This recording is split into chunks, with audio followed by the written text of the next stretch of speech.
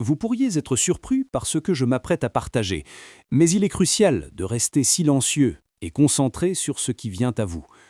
Vous regardez une autre vidéo exclusivement destinée aux élus. Si vous n'êtes pas l'un des élus, il est probable que vous ne regarderez pas cette vidéo jusqu'à la fin. N'hésitez pas à l'arrêter, car le contenu pourrait ne pas résonner ou vibrer avec votre âme ou votre esprit.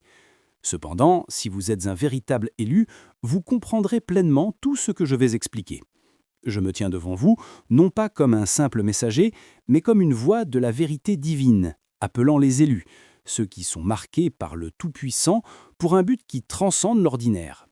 Aujourd'hui, je me tiens comme un phare d'espoir dans un monde qui semble souvent sombre et incertain, pour délivrer un message qui a le pouvoir de déverrouiller les portes du ciel et de libérer un flot de bénédictions dans votre vie. L'ennemi a essayé de vous maintenir captif, de faire taire votre louange, de vous voler votre joie. Mais aujourd'hui, cela prend fin. Aujourd'hui, vous découvrirez la puissance explosive et transformatrice de l'adoration. Une adoration qui brise les chaînes, une adoration qui vainc l'ennemi, une adoration qui transforme les vies. Ce n'est pas juste un autre message, c'est un appel aux armes, une convocation divine à vous lever et à réclamer votre percée. Je me tiens devant vous pour déclarer que la puissance de Dieu n'est pas un concept lointain et abstrait, mais une réalité que vous pouvez expérimenter, ici et maintenant. La clé pour accéder à cette puissance réside en un seul mot, l'adoration. Mais qu'est-ce que l'adoration ? Est-ce simplement le fait de chanter des cantiques le dimanche matin ? Est-ce seulement lever les mains dans le sanctuaire ? Non, l'adoration est bien plus profonde que cela. L'adoration est l'abandon complet de votre cœur à Dieu.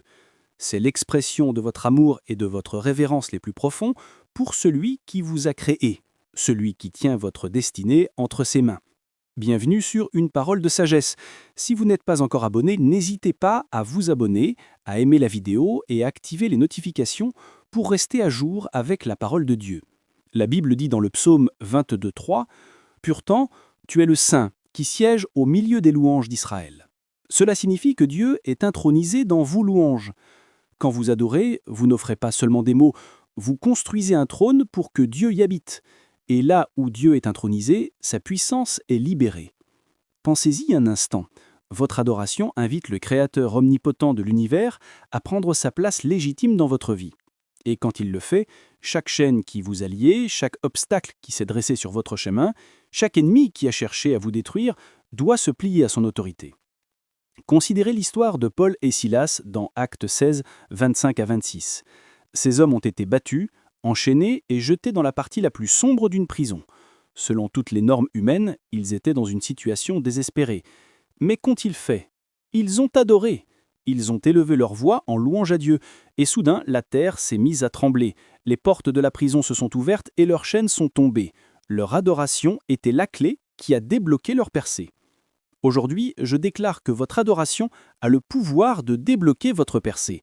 Quoi que vous affrontiez, que ce soit des difficultés financières, la maladie, des relations brisées ou la sécheresse spirituelle, sachez que votre adoration est la clé qui ouvrira les portes du ciel. En élevant votre voix dans une louange sincère, vous invitez la puissance de Dieu à envahir vos circonstances. Et quand Dieu intervient, aucune chaîne ne peut rester intacte, aucune prison ne peut rester ouverte et aucun ennemi ne peut tenir. Je suis ici devant vous pour révéler un secret divin que l'ennemi a essayé de vous cacher. L'adoration est votre plus grande arme. Le diable connaît la puissance de l'adoration, c'est pourquoi il s'efforce tant de faire taire votre louange. Il sait que lorsque vous adorez, vous perturbez ses plans, vous semez la confusion dans ses stratégies et vous le rendez impuissant. Regardez l'histoire du roi Josaphat dans 2 Chroniques 20. Le roi faisait face à une armée écrasante, une coalition d'ennemis bien plus nombreuse que ses forces. Selon toute logique militaire, Josaphat aurait dû être vaincu. Mais au lieu d'envoyer ses meilleurs guerriers, il a envoyé des adorateurs. Et alors qu'ils commençaient à chanter et à louer, le Seigneur tendit des embuscades contre leurs ennemis et ils furent vaincus sans qu'une seule épée ne soit tirée. Votre louange est une arme qui déroute l'ennemi. Quand vous louez Dieu au milieu de vos batailles, vous déclarez que votre confiance est en lui et non dans vos circonstances. Vous dites à l'ennemi que peu importe ce qu'il vous envoie, vous ne serez pas ébranlé car votre Dieu est plus grand. Et tandis que vous louez, Dieu lui-même entre sur le champ de bataille. La Bible dit dans le psaume 68, 1 que Dieu se lève et que ses ennemis soient dispersés. Quand vous louez, Dieu se lève et chaque ennemi, chaque peur, chaque doute, chaque attaque doit se disperser. Alors quand l'ennemi vient contre vous avec ses mensonges et ses accusations, quand il essaie de vous submerger de peur et de doute, ne restez pas silencieux. Ouvrez votre bouche et louez Dieu. Que votre adoration s'élève comme un cri de guerre et regardez les plans de l'ennemi être détruits. Rappelez-vous, la bataille n'est pas la vôtre, c'est celle du Seigneur. Et par votre adoration, vous invitez le Seigneur des armées à combattre en votre nom. L'adoration ne change pas seulement vos circonstances, elle vous change, vous. La véritable adoration est un acte transformateur. Quand vous adorez, vous n'élevez pas seulement votre voix vers Dieu, vous lui ouvrez votre cœur. Vous permettez à sa présence de pénétrer les parties les plus profondes de votre être pour vous guérir, vous restaurer et vous renouveler. La Bible nous dit dans Romains 1, 2, 1 à 2 d'offrir nos corps comme un sacrifice vivant, saint, agréable à Dieu, ce qui sera de votre part un culte raisonnable. Elle continue en disant qu'en faisant cela, nous sommes transformés par le renouvellement de notre intelligence. Cette transformation n'est pas un événement unique, c'est un processus continu qui se produit chaque fois que vous entrez dans une véritable adoration. Considérez la vie de David. David était un homme selon le cœur de Dieu, non pas parce qu'il était parfait, mais parce qu'il était un adorateur. Quand David adorait, il déversait son cœur devant Dieu avec une honnêteté et une vulnérabilité totale. Dans ces psaumes, vous pouvez voir toute la gamme des émotions humaines. La joie, la tristesse, la colère, la peur, l'amour et le repentir. Et à travers son adoration, David a été transformé. Il est devenu un homme d'une foi, d'un courage et d'une sagesse extraordinaires. Il n'était pas seulement un roi, il était un prophète, un guerrier et un homme dont la vie nous inspire encore aujourd'hui. Quand vous adorez, vous invitez Dieu à vous transformer. Votre cœur devient une terre fertile pour sa paix, sa joie et sa force. L'adoration renouvelle votre esprit, guérit vos blessures et fortifie votre âme. Elle déplace votre attention de vos problèmes vers la grandeur de Dieu, vous permettant de voir votre vie à travers le prisme de ses promesses plutôt que de vos difficultés présentes. Dans des moments de véritable adoration, vous découvrirez que les désirs de Dieu deviennent vos désirs, votre cœur battra au rythme du sien, et vous commencerez à avancer dans la direction de sa volonté pour votre vie. Cet alignement est ce qui mène à une véritable croissance spirituelle et au discernement nécessaire pour naviguer les défis de la vie avec grâce et sagesse. L'adoration est plus qu'un acte de dévotion. C'est l'autel où votre cœur s'aligne sur la volonté de Dieu. L'adoration n'est pas seulement quelque chose que vous faites, c'est ce que vous êtes. C'est l'expression de votre identité en tant qu'enfant de Dieu et c'est le lieu où votre volonté est soumise à la sienne. Dans Proverbes 3, 5, 6, il nous est commandé de nous confier en l'Éternel de tout notre cœur et de ne pas nous appuyer sur notre propre sagesse. Dans toutes nos voies, nous devons nous soumettre à lui et il aplanira nos sentiers. L'adoration est un acte de confiance. C'est dire à Dieu « Je ne comprends pas ce qui se passe, mais je te fais confiance. J'abandonne mes plans, mes désirs, ma volonté à toi, parce que je crois que tes plans pour moi sont bons. » Quand vous adorez, vous reconnaissez que les voies de Dieu sont plus hautes que vos voies, ses pensées plus hautes que vos pensées. Ésaïe 55, 8, 9. Vous admettez que ses plans pour vous sont meilleurs que tout ce que vous pourriez planifier pour vous-même. Cette humilité est le fondement d'une vie véritablement alignée sur la volonté de Dieu. En adorant, vous commencez à voir votre vie à travers les yeux de Dieu. Vous commencez à comprendre que chaque épreuve, chaque défi, chaque obstacle fait partie de son plan divin pour vous façonner en la personne qu'il vous a créée pour être. Et en alignant votre cœur sur sa volonté, vous découvrirez que ses désirs deviennent les vôtres. Vous commencerez à aspirer aux choses que Dieu désire, à aimer les choses que Dieu aime et à poursuivre les choses que Dieu a placées devant vous. Cet alignement sur la volonté de Dieu est ce qui mène à une véritable croissance spirituelle. C'est ce qui vous permet de discerner sa voie au milieu du bruit et de marcher dans les sentiers qu'il a préparés pour vous. Et en marchant dans sa volonté, vous expérimenterez la plénitude de ses bénédictions. Des bénédictions bien plus grandes que tout ce que vous pourriez jamais imaginer. Examinons aussi l'adoration dans le désert. Trouvez la force et l'espoir dans vos heures les plus sombres. Je me tiens devant vous pour déclarer que même dans le désert, même dans les saisons les plus sombres et les plus arides de votre vie, l'adoration peut être votre bouée de sauvetage. Le désert est un lieu d'épreuve, un lieu d'affinage, un lieu où votre foi est poussée à ses limites. C'est un lieu où vous vous sentez seul, où les promesses de Dieu semblent lointaines, où l'espoir est difficile à trouver. Mais c'est dans le désert que l'adoration devient la plus puissante. Les Israélites ont erré dans le désert pendant 40 ans. Durant cette période, ils ont connu la faim, la soif et les difficultés. Mais ils ont aussi expérimenté la provision miraculeuse de Dieu, la manne du ciel, l'eau d'un rocher, une colonne de nuée le jour et de feu la nuit pour les guider. Leur voyage était une épreuve de foi, et c'est dans le désert que Dieu leur a appris à dépendre entièrement de lui. Dans vos propres saisons de désert, vous pouvez vous sentir abandonné, oublié ou même puni. Mais je vous le dis aujourd'hui, le désert n'est pas un lieu de punition, c'est un lieu de préparation. C'est là que Dieu vous dépouille de tout sur quoi vous vous êtes appuyé en dehors de lui, afin que vous puissiez apprendre à lui faire pleinement confiance. Et c'est dans le désert que votre adoration devient la bouée de sauvetage, une connexion à la source de toute force et de tout espoir. Dans Habakkuk 3, 7, 18, le prophète déclare « Car le figuier ne fleurira pas, la vigne ne produira rien, le fruit de l'olivier manquera, les champs ne donneront pas de nourriture, les brebis disparaîtront du pâturage et il n'y aura plus de bœufs dans les étables.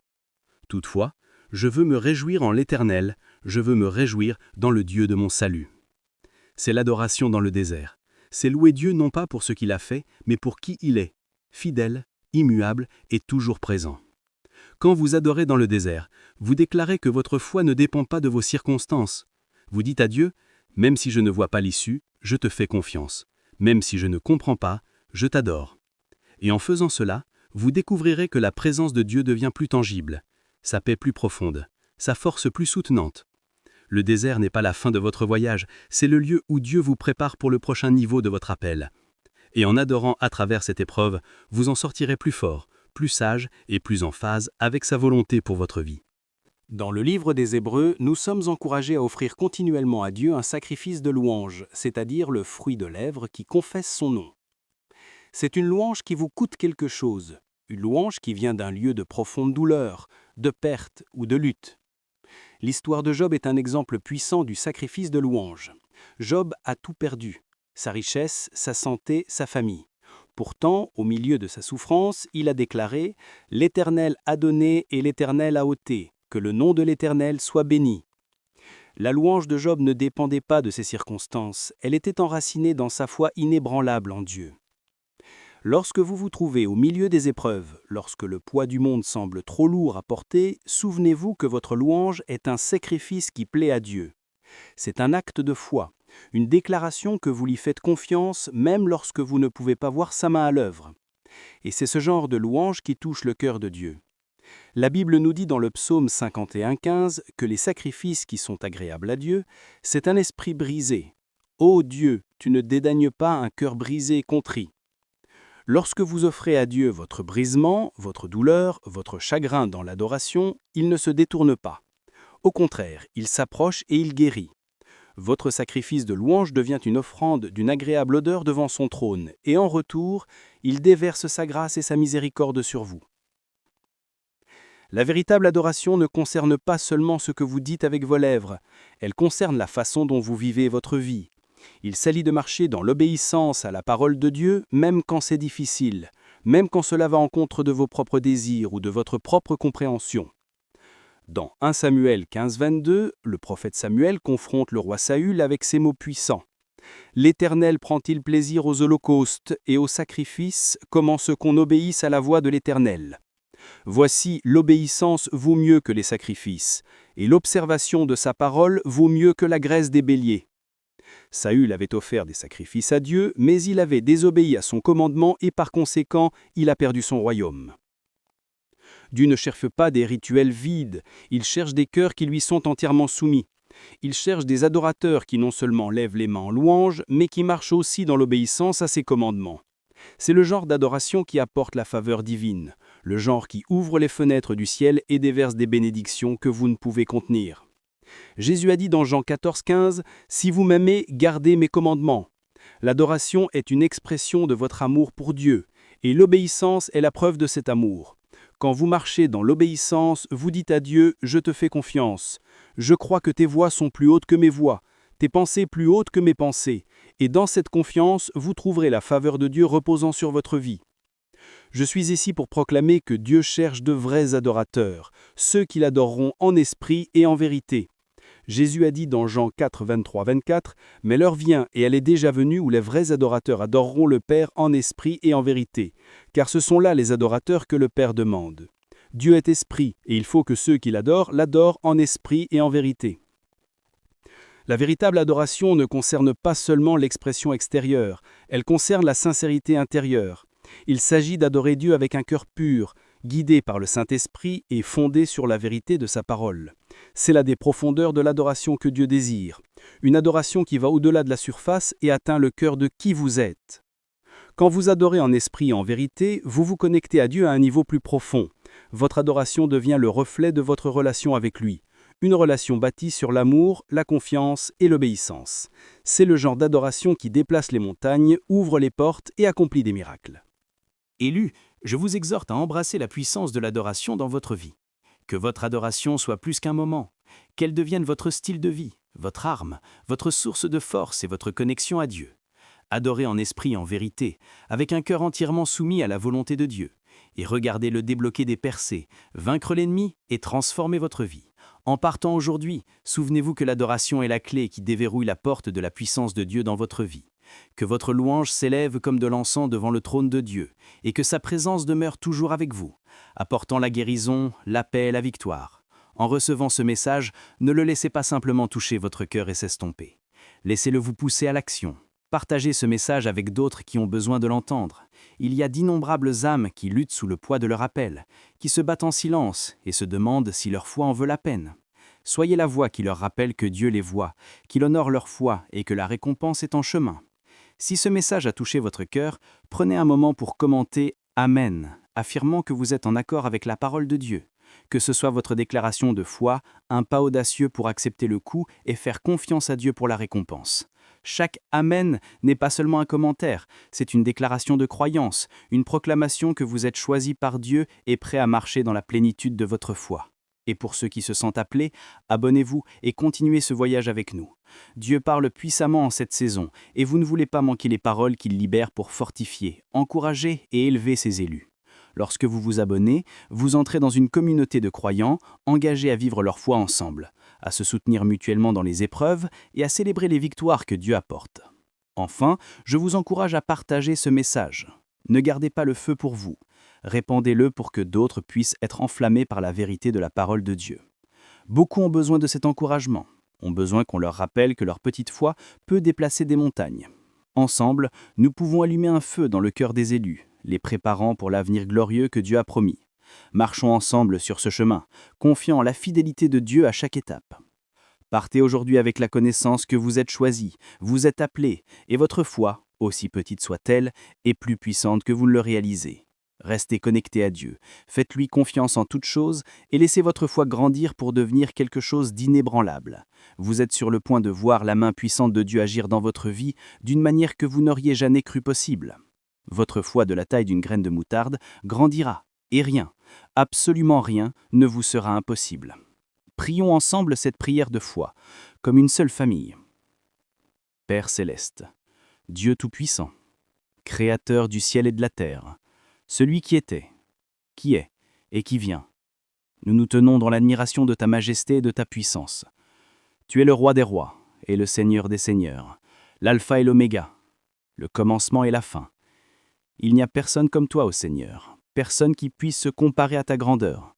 Nous exaltons ton saint nom car tu es digne de toute notre louange, de toute notre adoration et de toute notre admiration. Père, alors que nous nous présentons devant ton trône de grâce, nous le faisons avec des cœurs enflammés, remplis du feu du Saint-Esprit. Nous élevons nos voix en adoration, non seulement avec nos livres, mais avec nos vies et mêmes, car tu es notre seul Dieu. Nous reconnaissons que notre adoration n'est pas seulement un chant que nous chantons, mais une vie que nous vivons en pleine soumission à toi. Seigneur, allumons-nous une passion sainte, un désir brûlant de t'adorer en esprit et en vérité, de t'adorer avec toute la fibre de notre être. Nous invoquons ta puissance, ô Dieu, la puissance qui a fendu la mer Rouge, la puissance qui a ressuscité Jésus d'entre les morts, la puissance qui donne vie aux ossements desséchés. Nous te demandons de libérer cette puissance dans nos vies aujourd'hui, alors que nous élevons ton nom en adoration. Père, en t'adorant, nous invitons ta présence à envahir chaque domaine de nos vies. Que ta puissance se manifeste dans nos circonstances, dans nos batailles, dans nos épreuves. Nous déclarons que par notre adoration, des percées sont débloquées, des chaînes sont brisées et les plans de l'ennemi sont complètement anéantis. Seigneur, nous nous tenons fermes dans la vérité que l'adoration est notre guerre et notre louange est notre arme. Nous décrétons et déclarons que chaque forteresse de l'ennemi s'effondre au nom puissant de Jésus. Chaque complot, chaque stratégie, chaque attaque de l'ennemi est annulée et rendue impuissante par le sang de Jésus. En adorant, nous prenons notre place sur le champ de bataille, sachant que la victoire nous appartient déjà en Christ Jésus. Nous proclamons que les murs de Jéricho tombent, que les géants sont terrassés et que chaque montagne est déplacée par la puissance de notre louange. Seigneur, nous intercédons pour ceux qui partageront ce message, ceux qui s'abonneront, aimeront et commenteront Amen à cette parole. Père, nous te demandons de déverser tes bénédictions sur eux d'une manière qu'ils ne peuvent même pas commencer à imaginer. Ouvre les fenêtres du ciel et libère une effusion surnaturelle de faveur, de provision et de protection sur leur vie. Alors qu'ils participent à la diffusion de ta parole, qu'ils expérimentent la plénitude de ta joie, la richesse de ta paix et la profondeur de ton amour. Que leur maison soit remplie de ta présence, leur cœur de ta joie et leur vie de ta puissance. Seigneur, que tu vois ta main à l'œuvre dans chaque domaine de leur vie, les guidant, les pourvoyant et les protégeant alors qu'ils marchent dans l'obéissance à ton appel. Père, nous prions pour chaque cœur qui entend ce message. Nous prions pour une rencontre divine avec ta présence. Que ta parole pénètre profondément jusqu'à la moelle de leurs os, tranchant chaque mensonge, chaque doute, chaque peur. Qu'elle soit comme un feu dévorant dans leurs os, un feu qui ne peut être contenu, un feu qui transforme et renouvelle. Nous prions que ce message brise chaque chaîne, fasse voler en éclats chaque forteresse et libère les captifs. Seigneur, que ta parole soit un marteau qui brise le roc en morceaux, perçant les cœurs endurcis et les amenant à un lieu de soumission et d'adoration devant toi. Nous prions pour ceux qui sont dans le désert, ceux qui sont au milieu des épreuves et des tribulations. Seigneur, donne-leur la force de t'adorer, même dans les moments les plus sombres. Rappelle-leur que tu es avec eux, que tu ne les quitteras jamais ni les abandonneras. Alors qu'ils élèvent leur voix en adoration, qu'ils sentent ta présence les entourer, les réconforter et les relever.